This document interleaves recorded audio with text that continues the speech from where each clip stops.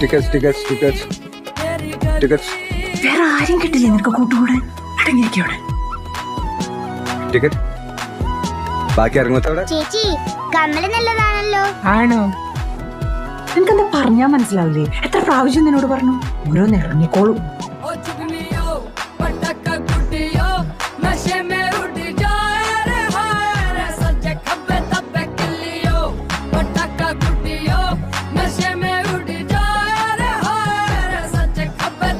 ഡോക്ടറെ എന്നാ ബാക്കി